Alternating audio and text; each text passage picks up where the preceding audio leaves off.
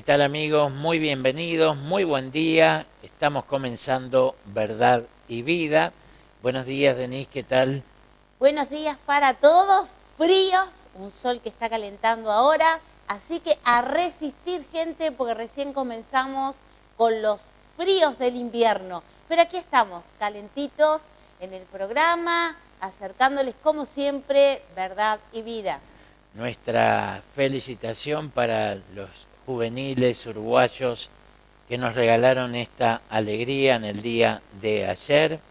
Y qué bueno es que Uruguay haya estado en el concierto mundial entre el mejor cuadro de la sub-20 y bueno, nuestro agradecimiento a toda esta juventud deportiva.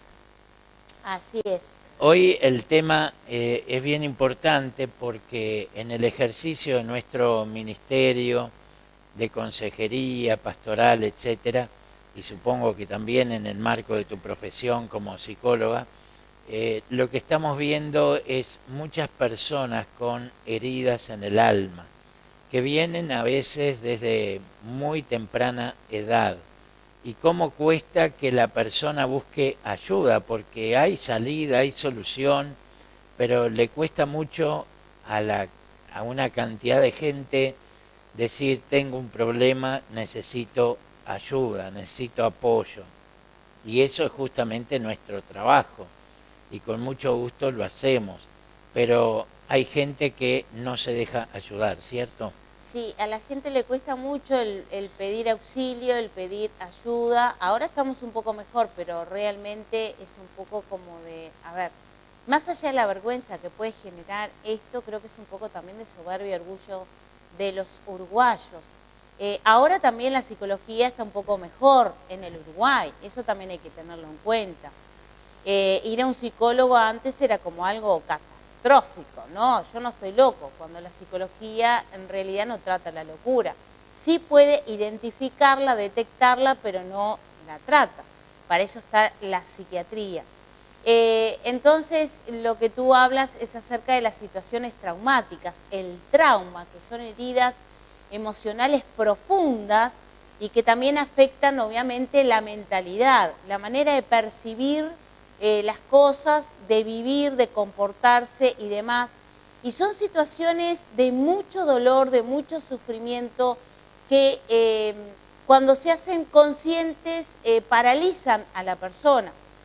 A veces también estos famosos ataques de pánico tiene que ver con los traumas, otros les trae amnesia debido a que no pueden soportar lo que han pasado y prefieren entonces olvidarlo. La amnesia disociativa llamada también, aquello que, bueno, la persona se disocia en el sentido que no recuerda su pasado y vive su presente para poder seguir adelante y avanzando con su vida. Pero en realidad Freddy no avanza mucho en su vida porque va a haber un momento donde se va a estancar y va a haber una explosión, digamos, emocional y mental, de lo cual después genera varias consecuencias graves que tienen que ser tratadas de inmediato. Y otro problema que es parte del paquete es la falta de perdón. El perdón opera en varias direcciones. En primer lugar, necesitamos el perdón de Dios, obviamente, ese es el mensaje fundamental del cristianismo. Todos pecamos, fuimos destituidos de la gloria de Dios y Jesús vino a buscar y a salvar lo que se había perdido.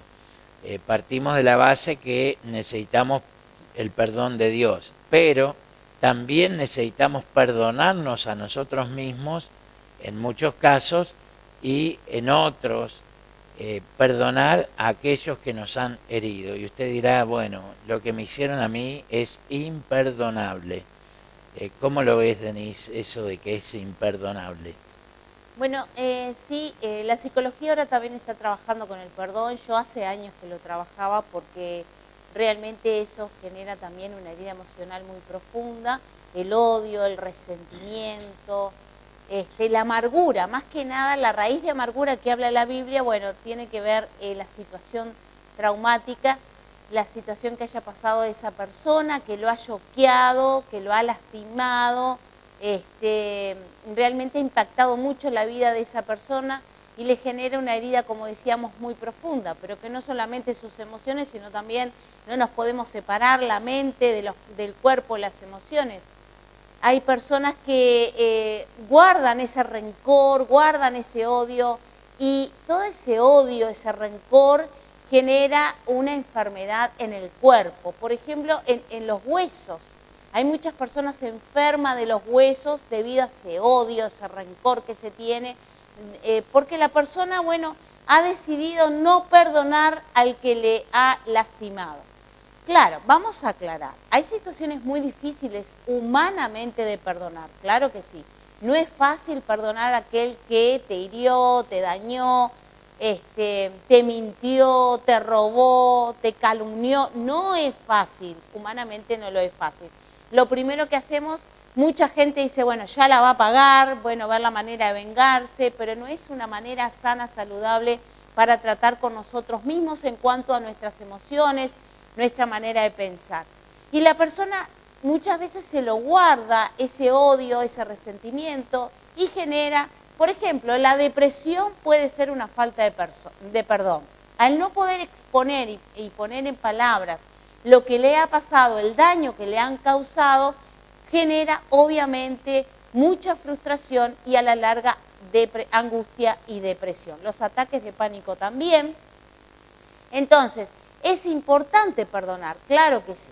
Y bueno, a veces humanamente no se puede por todo el dolor, el sufrimiento que ha pasado esa persona, pero inmediatamente genera odio, bronca, y mucha gente tiene esa cuestión de decir, bueno, el tiempo me va a ayudar. No, el tiempo lamentablemente no te va a ayudar, porque de una u otra manera esa persona puede aparecer un recuerdo, puede aparecer una situación muy parecida a la vivida, a través a veces de una serie en la televisión, Miren lo que les estoy planteando, no porque lo va a ver en la calle o se lo va a encontrar, pero una película, serie, situaciones, el contexto que se había pasado, la persona muy parecida a lo que te habían hecho, y eso otra vez va a comenzar a brotar esa amargura, esa bronca, esas ganas de que la otra persona muera y no la voy a perdonar. Y bueno, entonces el olvido realmente no es una buena medicina para que esto no te afecte tu vida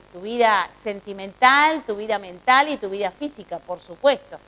Así que indudablemente el perdón es la solución para estos casos de liberarse uno y liberar el otro de algo de lo cual estaba aprisionado en eso emocional, en eso de que no lo quiero ni mencionar, no lo quiero ni recordar, no quiero saber de nada, pero de una u otra manera la mente siempre te va a traer inconscientemente, hacerlo más consciente, y te va a traer ese recuerdo y realmente vas a tener que revivir nuevamente esa cuestión.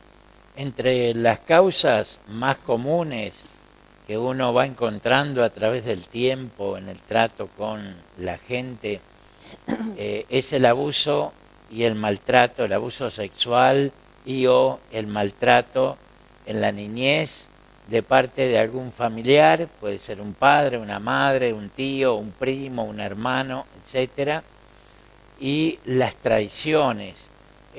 También los padres que abandonan a sus hijos, hay padres que rechazan a sus hijos y se mandan mudar, no quieren saber de nada, es más, le piden a la mujer que aborte, y hay mujeres muy buenas madres que ni siquiera lo piensan, sino que quieren tener a ese bebé, y las felicitamos a estas mujeres porque realmente son valientes, a veces en condiciones de vulnerabilidad socioeconómica, pero igual siguen adelante con su maternidad. Entonces, el abuso sexual, el maltrato infantil, la traición en la pareja, todas estas cosas, la violencia, todas estas situaciones generan una bronca, un odio, y cuesta a la persona salir de esa situación por sí sola. Y en muchos casos, tú mencionaste la violencia, hay niñas que cuando son adultas dicen, bueno, yo no me voy a casar con un hombre golpeador como era papá, pero finalmente repiten la historia de su mamá y lo repite la hija y la nieta, etcétera.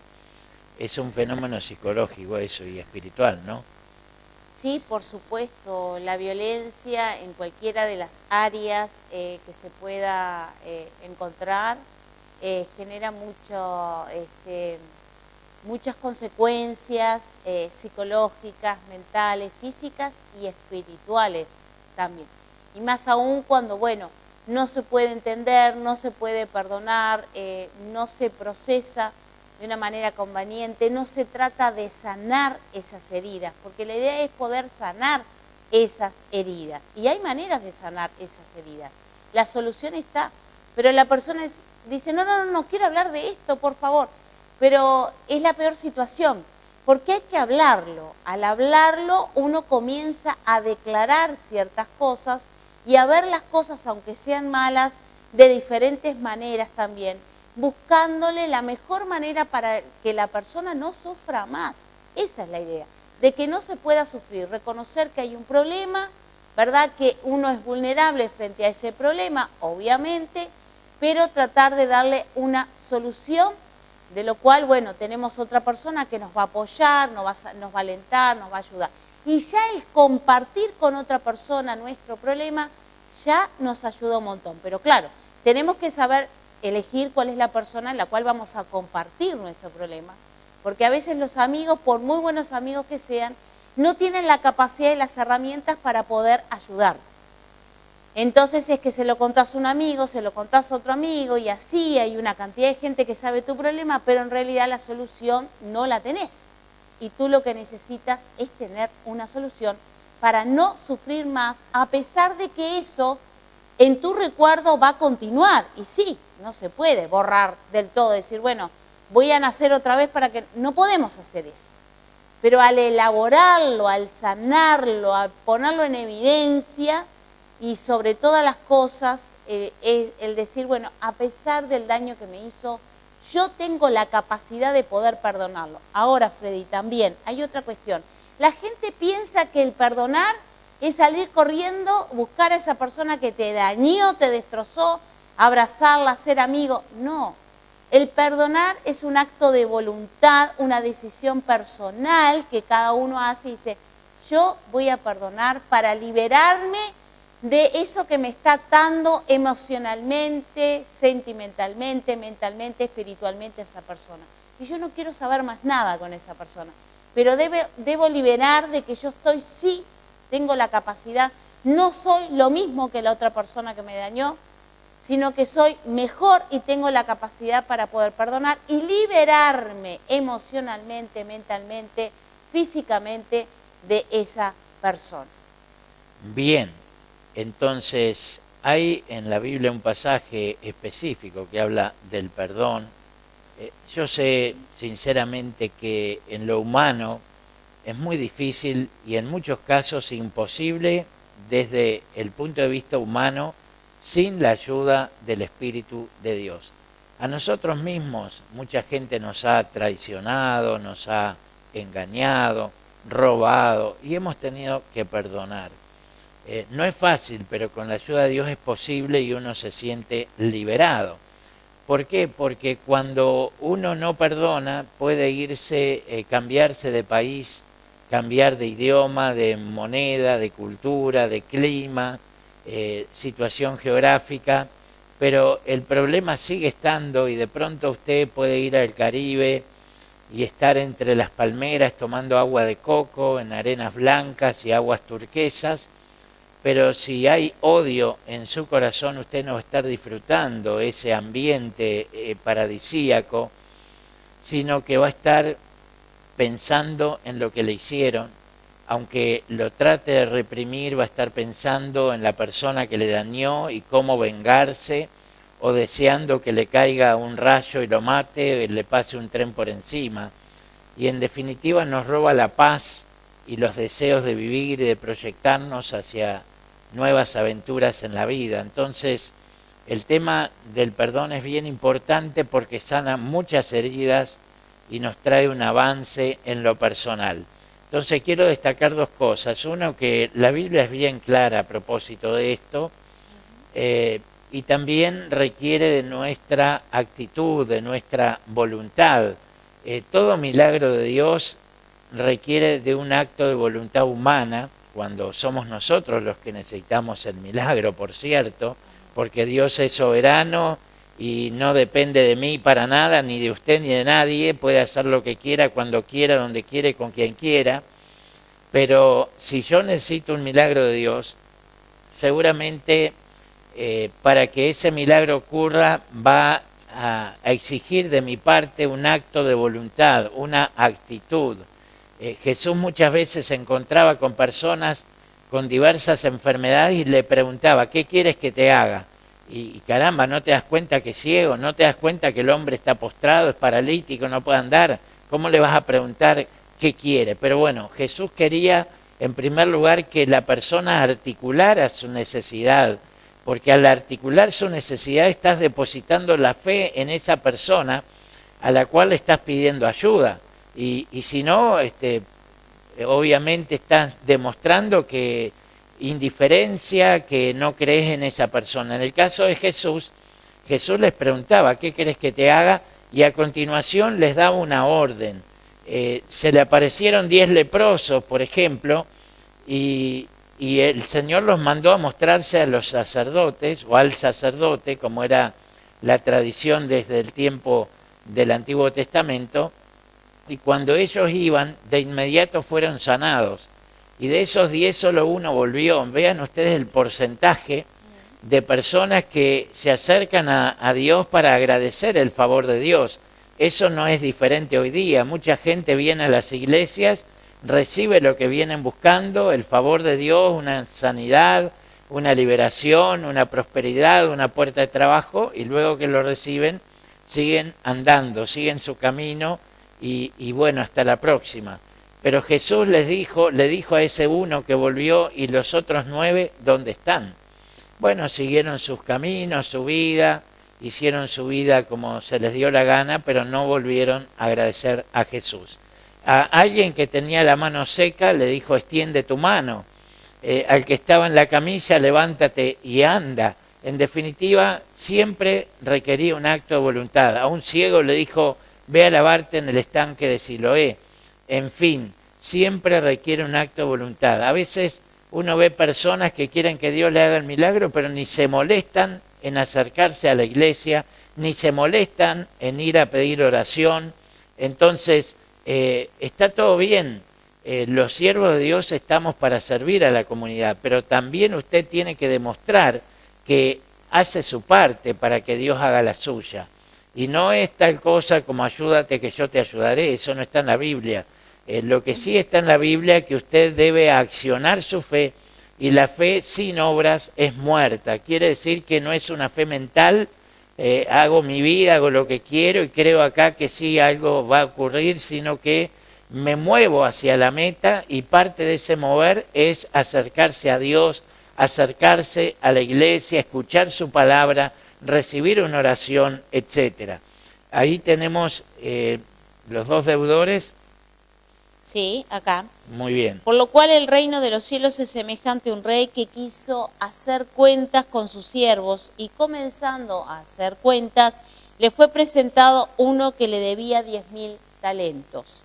A este, como no pudo pagar, ordenó su señor venderle, y a su mujer e hijos y todo lo que tenía, para que se le pagase la deuda. Entonces aquel siervo postrado le suplicaba diciendo, Señor, ten paciencia conmigo y yo te lo pagaré todo.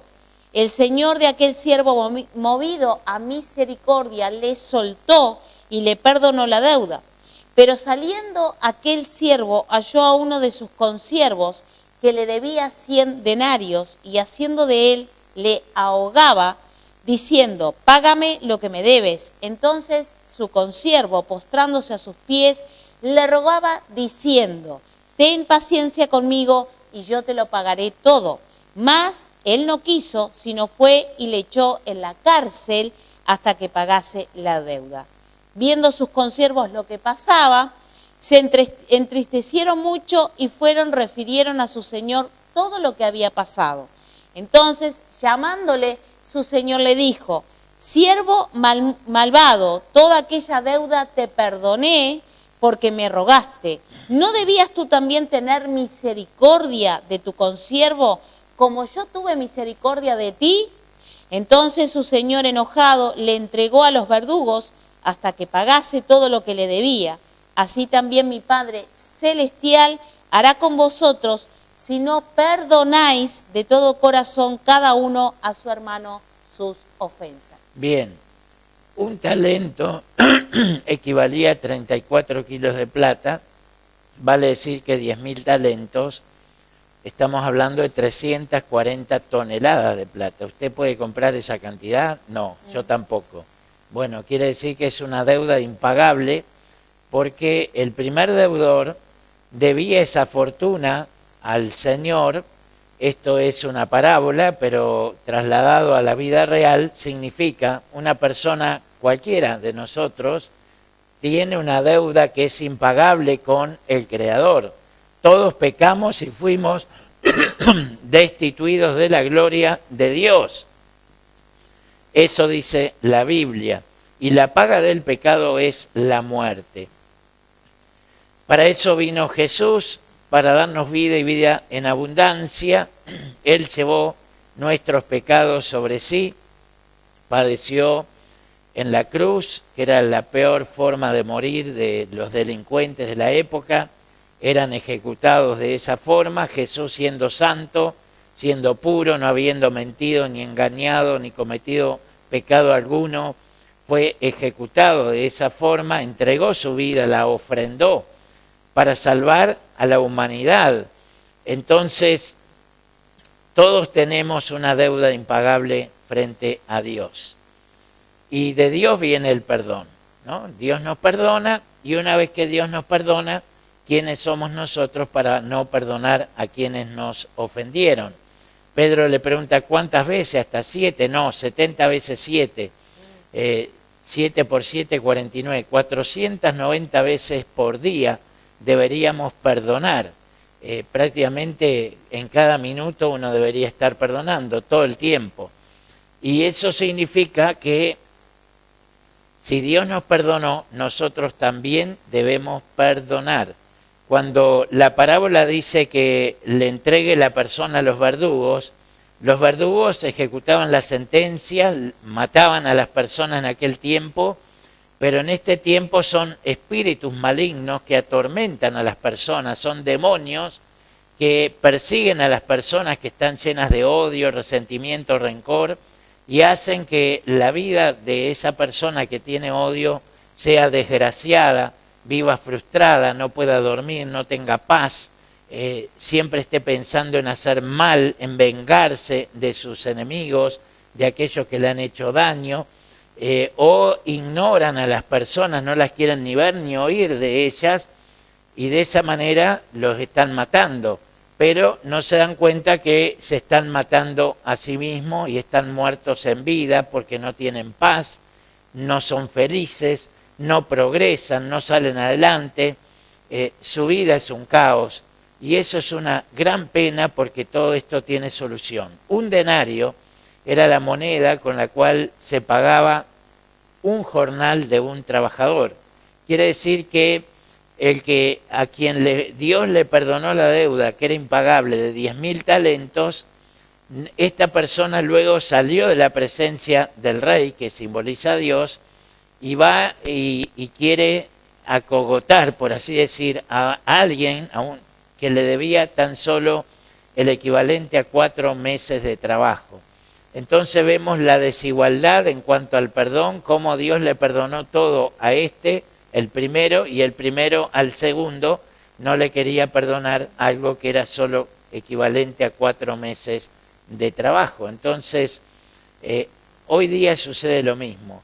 Nos fijamos en lo que nos hicieron, pero no nos fijamos en lo que nosotros hemos hecho. Y también la culpa. La culpa nadie la quiere. Desde el huerto del Edén, cuando Dios encara a la mujer le echa la culpa a la serpiente y el hombre le echa la culpa a la mujer. En definitiva, nadie quería la culpa y la responsabilidad no siempre van juntas, pero ellos tenían la responsabilidad de obedecer a Dios y luego que desobedecieron, la culpa vino sobre ellos, pero no la querían. Hoy día hay gente que se siente culpable y no tiene paz por eso. Se siente culpable porque han hecho cosas que nunca hubieran deseado hacer, pero las hicieron y ahora no hay cómo dar marcha atrás para deshacer lo que se hizo. Y han afectado a otras personas. En algunos casos hay personas fallecidas por hechos que detonaron tremendas tragedias. Entonces esa culpa convive con la persona y la persona con la culpa no tiene paz. Y bueno, Denise, ¿qué le podés decir? Sí, además también hay que tener mucho cuidado con la soberbia y el orgullo, ¿no? En estos tiempos hay mucha gente soberbia y orgullosa que, bueno, porque tiene un poco más que el otro, o quizás tiene un buen puesto de trabajo, se siente superior al otro. Y bueno, y eso está también lastimando mucho a las personas, ¿no? Porque, bueno, se creen superiores y no se olvidan de que, bueno, quizás en algún tiempo ellos también estuvieron en una situación diferente, con muchas carencias, pasando muchos sacrificios, y ahora es como decimos, se le llena la mente de papelitos porque se cree superior porque tiene un poco más que el otro o un cargo en algún lugar. Eso también está perjudicando muchísimo a las personas y está dañando mucho a las personas, porque en realidad no se están viendo a sí mismos y le exigen mucho al otro y no se exigen a sí mismos. La palabra de Dios nos enseña que primeramente tenemos que vernos a nosotros mismos, cambiar nosotros mismos, exigirnos a nosotros mismos antes de tratar de que el otro cambie. Esto es tan naturalizado y tan normal. La persona siempre se enoja con los demás y quiere que el otro cambie, no, porque vos tenés que hacer esto, porque vos imagínate, pero primeramente no se ve a sí mismo cuánta cosa tiene que cambiar. Entonces, para poder tener autoridad de que el otro cambie, primero está en mí mismo. Tengo que cambiar yo, tengo que rever mis asuntos, mis situaciones, la manera que estoy tratando a las personas. En realidad yo también he perdonado a los demás, estoy exigiendo que perdonen o que yo pueda perdonar, pero yo he perdonado también a los demás. Es una revisión de uno mismo que uno se lo tiene que hacer día a día para poder tratar de ser mejor y así también poder cambiar nuestra sociedad. Hay personas que dicen, yo nací así y voy a morir así. No, discúlpeme, usted tiene la posibilidad de poder cambiar. Si usted quiere, puede cambiar. No le mienta a los demás y no se mienta a sí mismo. Y no haga que los demás sufran un calvario porque usted tiene mal humor o porque usted es violento, es agresivo o porque usted es un déspota. No, usted tiene la posibilidad de poder cambiar. Es muy fácil lo que usted dice y muy cómodo lo que usted dice. Que cambien todos los demás, que me sigan todos los demás, pero yo voy a seguir agrediendo, voy a seguir tomando alcohol, me voy a seguir drogando porque yo soy así, me tienen que bancar así. No, discúlpeme, eso es una mentira que se está mintiendo a sí mismo y está mintiendo a los demás. Bueno, la decisión es de cada uno, ¿verdad? Usted decide por sí, yo decido por mí, o sea, nadie puede decidir por un tercero. La bendición de Dios comienza por el individuo. O sea, si Dios va a bendecir a Uruguay, va a empezar por cada individuo. Hoy vemos una sociedad con realmente una profunda división, ya sea por ideas políticas, ya sea por religión, ya sea por filosofía. Siempre vamos a ver, y cada vez esto se consolida más a nivel de Occidente, en todos los países está pasando el mismo fenómeno, donde la población se está dividiendo de un lado y del otro, parece ser entre malos y buenos y malos, pero ¿qué criterio usamos para decidir quién es bueno y quién es malo? ¿Qué ideología es buena y cuál es mala? Bueno, en nuestro caso, para nosotros, la palabra de Dios es la fuente de inspiración, de revelación, de vida, de salvación, de paz, etcétera, etcétera. Por lo tanto, la escala de valores para nosotros es y sigue siendo siempre la palabra de Dios. Fuera de ella, los hombres cambian, la política cambia, la ideología, la filosofía, todo cambia, pero gracias a Dios que Él no cambia, yo Jehová no cambio, en Él no hay mudanza ni sombra de variación. Por lo tanto, Dios les bendiga, nos reencontramos mañana con más de verdad y vida.